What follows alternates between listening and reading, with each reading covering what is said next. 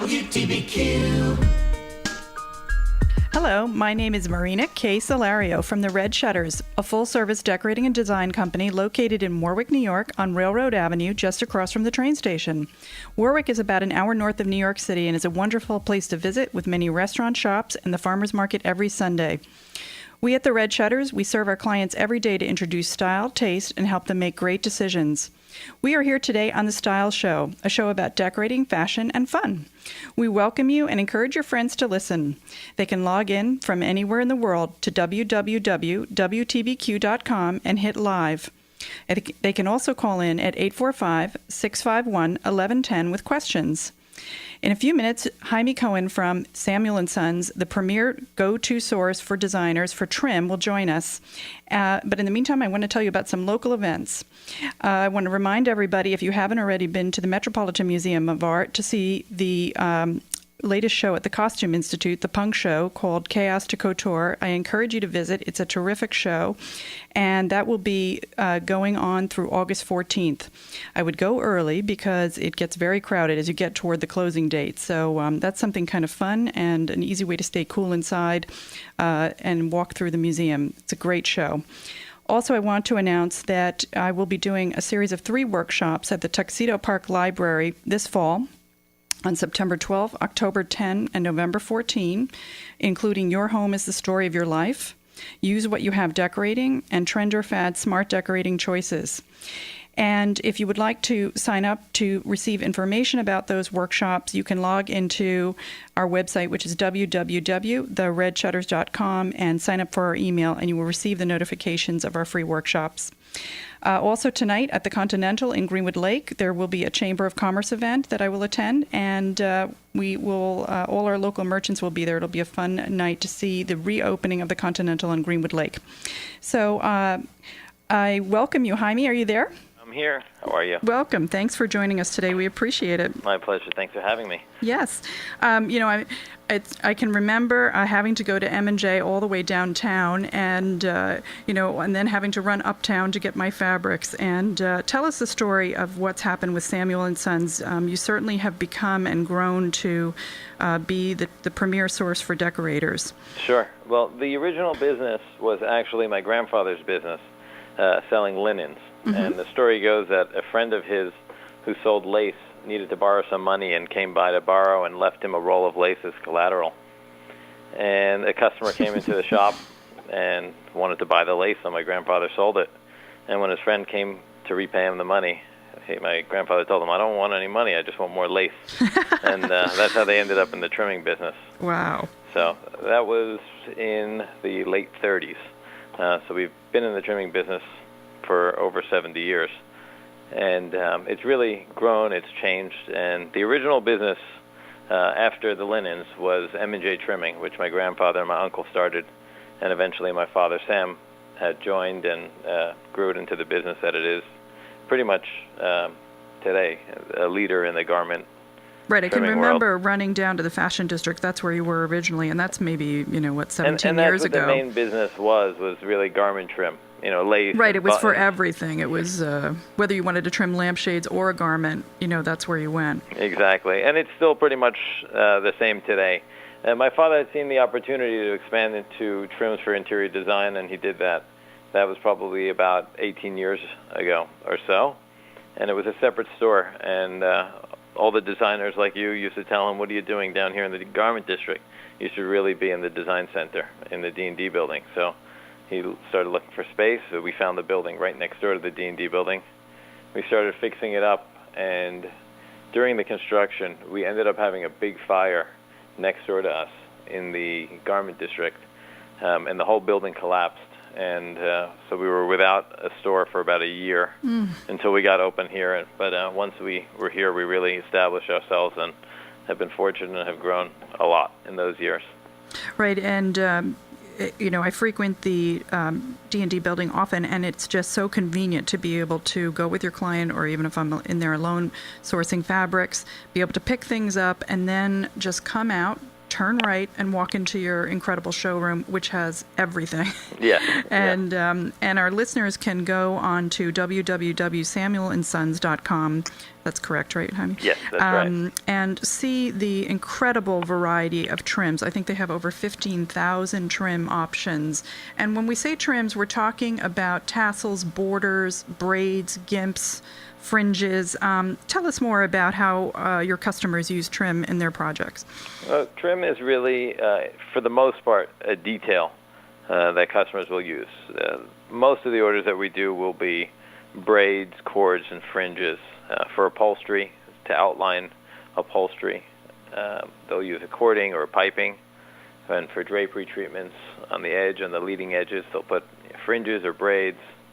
But there's really a million ways that it can be used, and sometimes designers need to use a trim. There's certain fabrics that workrooms will tell you when you try to make it into a self-welt, where they try to put that as a piping, like a thick mohair.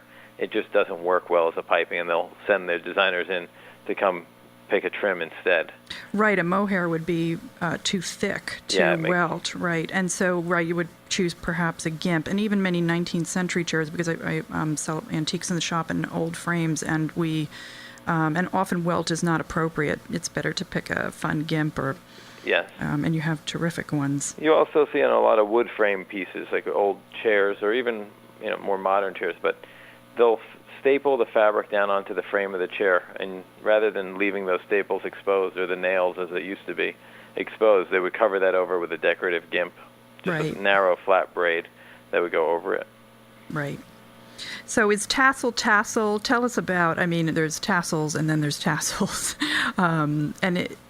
We were talking, you and I spoke yesterday about the incredible an elaborate quality that can wind up in a tassel, and and there's ones that are inexpensively made, but then there are ones that I look, and I'm working now on Liberty Hall Museum, and we just chose an absolutely beautiful tassel for the swags and jabots in the dining room there, and it's one of your beautiful trims. Right. So when we're talking about tassel fringes that you're using for the swags and jabots, almost all tassel fringes, at least all quality tassel fringes, are handmade. And by that I mean they're tied by hand, they're cut by hand. So a lot of work goes into them. There's a lot of work that goes into them, and that's a lot of the reason why they're a little more expensive than let's say a braid or a cord or something that can be woven on a loom or done by a machine. There are some really cheap quality tassel fringes out there. Marina, I was talking to you about that yesterday, where if you're not educated and you don't have an eye for it, you might not notice it. But once you start looking and understanding a little bit about trim, you'll see it right away and be able to tell the difference. Right, exactly. And we have many great examples. As a matter of fact, I just picked up about a dozen of them for the museum project. So if any of our local listeners would like to see the quality of Samuel & Sons trim, they can stop in the shop. They're right in the back in the studio on the table right now. And they're absolutely beautiful and really get a sense of the quality. And they can really make a big difference in the project.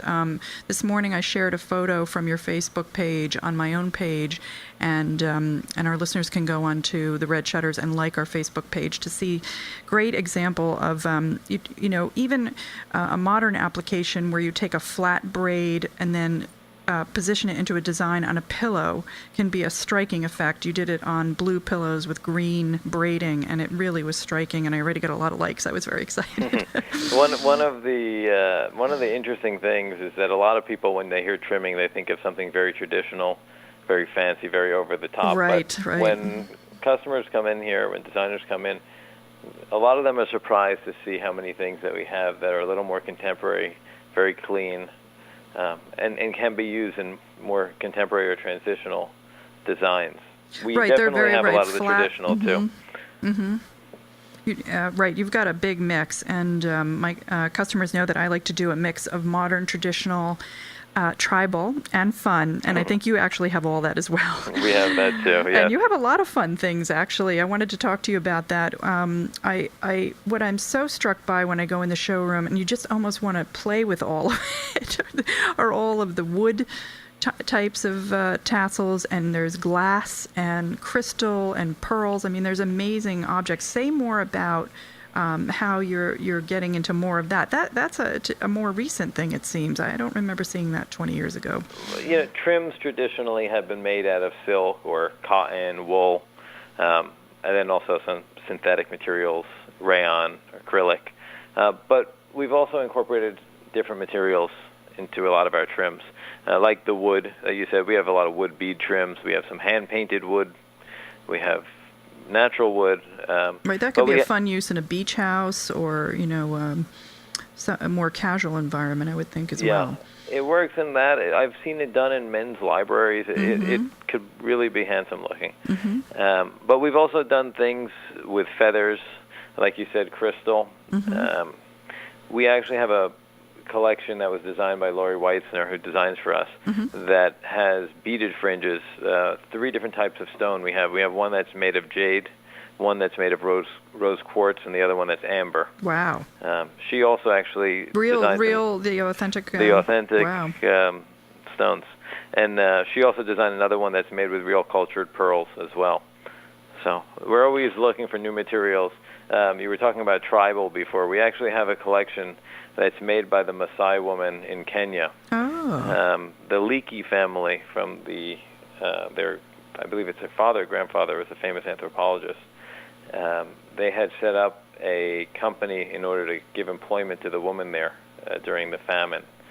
And they made jewelry, and we were introduced to them, and they make trimming for us. And if you look at the materials they use, it's really interesting. It's grasses that are naturally dyed there, wood beads, coconut shells, bone, some really, really interesting things. That's great. And I love that for a long time I've been a member of Be Peace, which is an organization that throughout the world supports women obtaining work, especially in countries where that is not as likely. Yes. And so that is really a terrific story that you're supporting women and enabling them to work.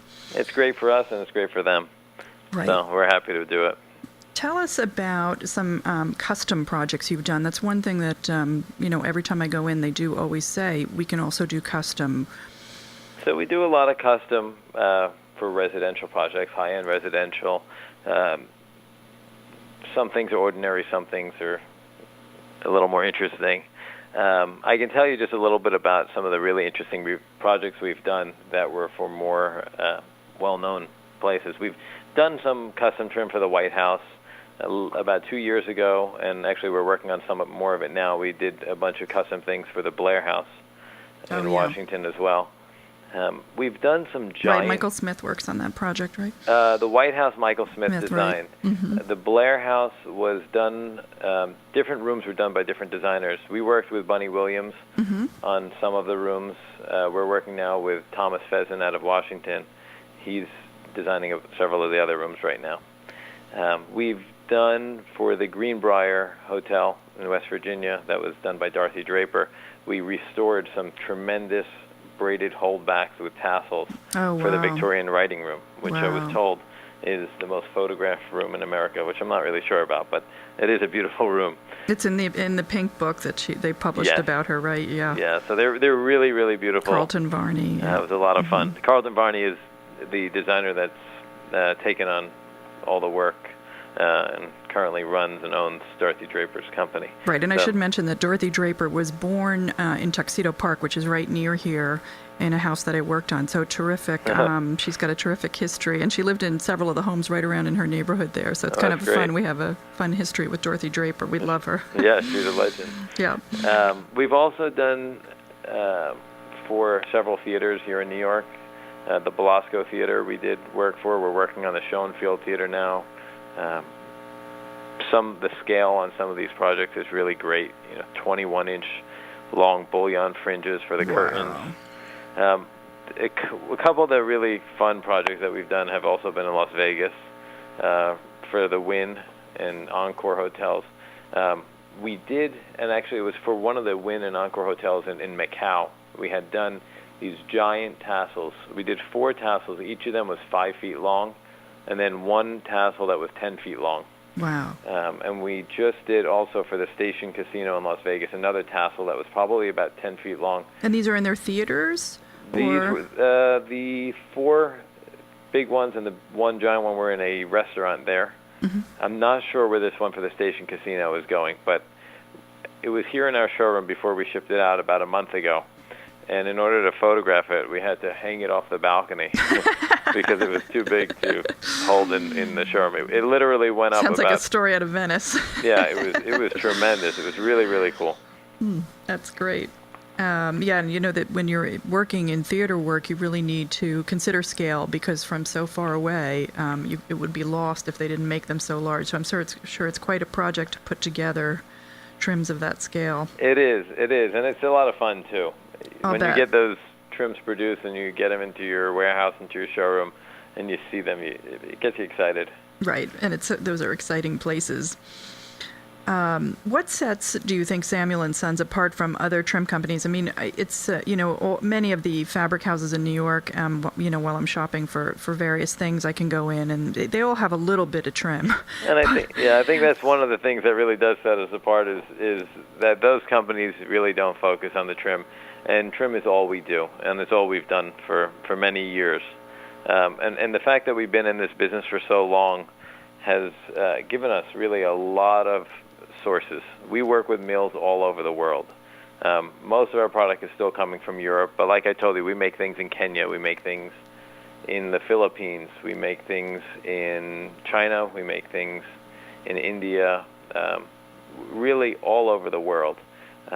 So when you go to another company, if you try to do anything that's out of the ordinary, most of these companies will have a very, very hard time trying to make it, if they can even do it at all. Right, and I also noticed that your stock is usually always available, and that's a big deal too to designers. We get very frustrated when we go try out to of keep stock. Everything in stock. You said we have about 15,000 items, and it's true, to try to keep all that stuff in stock is very difficult, and it's expensive. But we do it, and I would say about 98% of our orders that are placed every day are in stock and generally shipped the same day.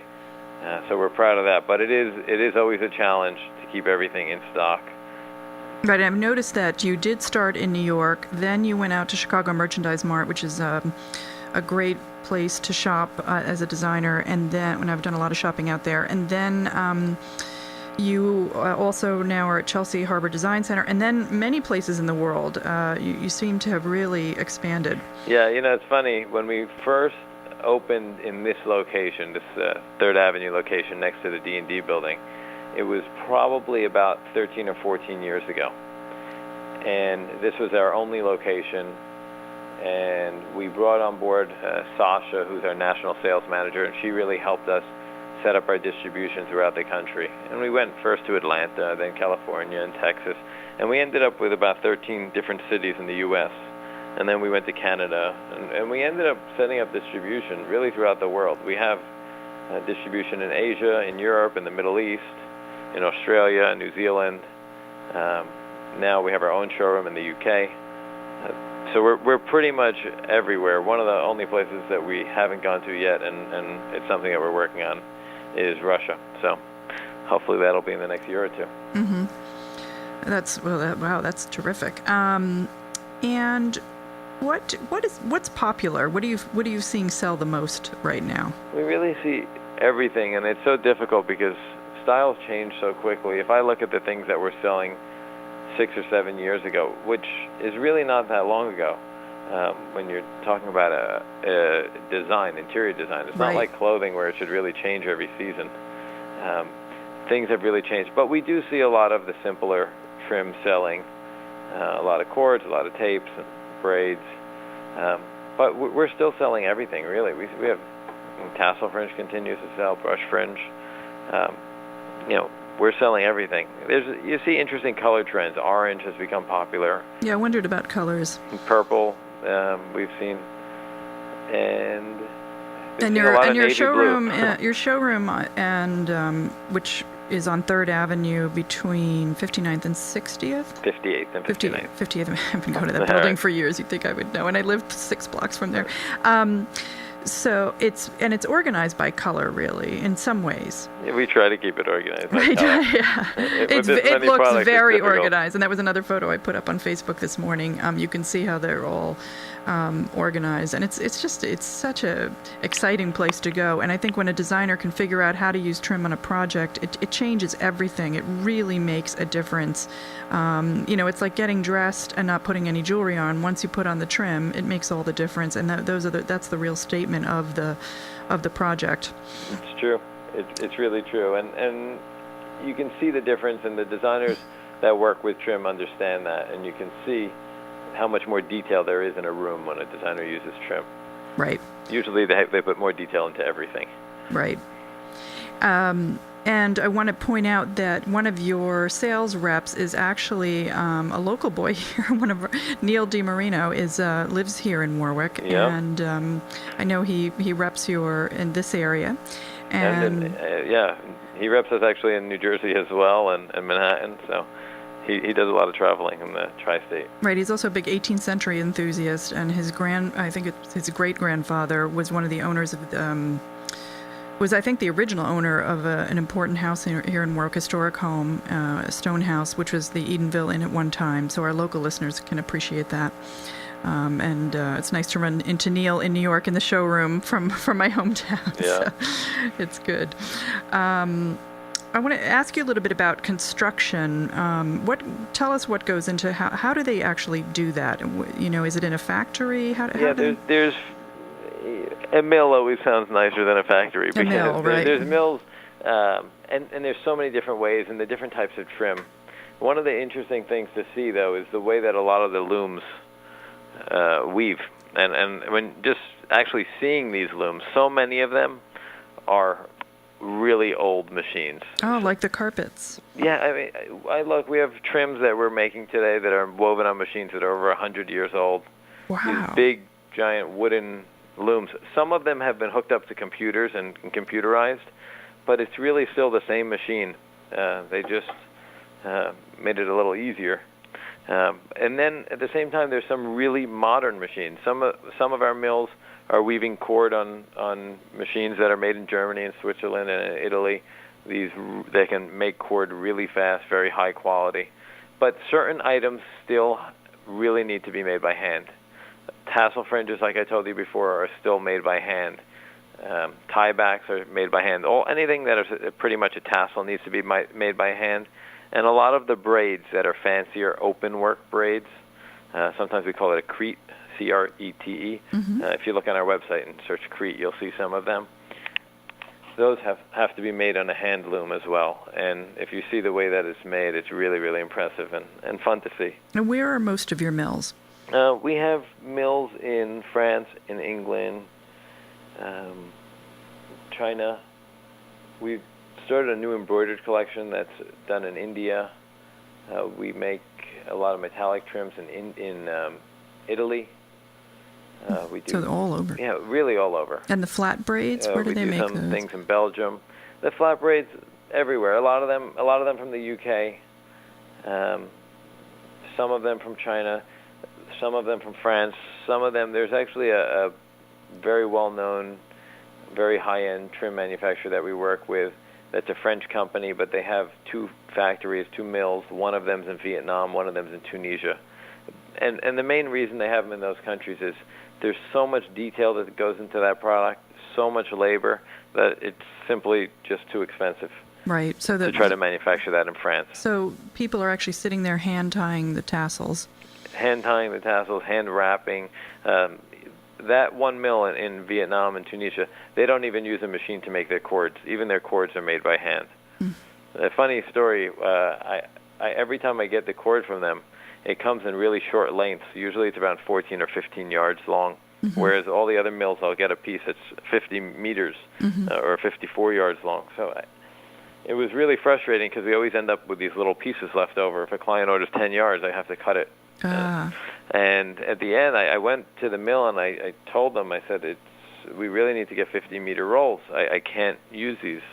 And they said, well, our cords are all made by hand, and the room is only that big, so we can't twist a cord 50 meters long. We can only do it 15 yards. Wow. So it sounds like you're very in tune with what's happening in the business. It's a tribute to you. That's a lot of work to be able to oversee, so many various trims all over the world. That's a big job. Yeah, well, we have a great team here as well. I work with my brother and my father. Ray, tell us a family story. I mean, it's you've managed to survive as a family a long time in business. It's a great story. Yeah, so originally it was my grandfather and my uncle that was M&J. That was Michael, who was my grandfather, and Joe. My father is Sam from Samuel and Sons. We had changed the name of this division about 10 or 12 years ago, and my father's still involved with the business. My brother Michael and I are involved every day. But we have a great team. I would mention people, but there's too many of them. We have about 50 people in the company, in our various showrooms and our warehouse and national sales and really throughout the country. And then we have all our rep showrooms that have contributed a tremendous amount of work and really contributed to our success. That's great, and it's a tribute to your family for being leaders in this industry, and we as designers are very grateful. I want to remind everybody today that we are on the Style Show, and we're delighted to have Jaime Cohen here. He's the vice president and owner of Samuel and Sons, one of the premier really trim go-to source for trim shop. For trims in our various projects, and again, they have wonderful tassels, borders, braids, gimps, fringes. I'm getting tongue-tied, and you can see them if you live locally here and you're listening at the Red Shutters on Railroad Avenue, which is right across from the train station, and. You look at various trims that they have. I also get lots of compliments on your bags, Jaime. Those brown and orange bags. Everybody loves those. That was my father's. With the ribbon, contributed to that design. So that's sitting on the back table if anybody wants to see too. So you can go on www.samuelandsons.com, see the various trims and braids. We can get them for you at the Red Shutters, anything that you would need, and happy to help you figure out things in your projects, whether it be pillows. There is brushed fringe. There are flat braids that can be put on pillows. There are incredible tassels that can be done, and really you can change the whole look of a pillow with trims. Same thing with curtains. With bed hangings, you can add trim to bed hangings. The possibilities are endless. So we encourage you to come visit us and see how you can use trim in your projects, and also to log on to www.theredshutters.com. Look at our portfolio and some of our projects there. I want to thank you so much for joining us. I appreciate it, and I look forward to seeing you in New York. My pleasure. Thanks for having me. Take care. Okay, bye-bye. Take care. Bye-bye.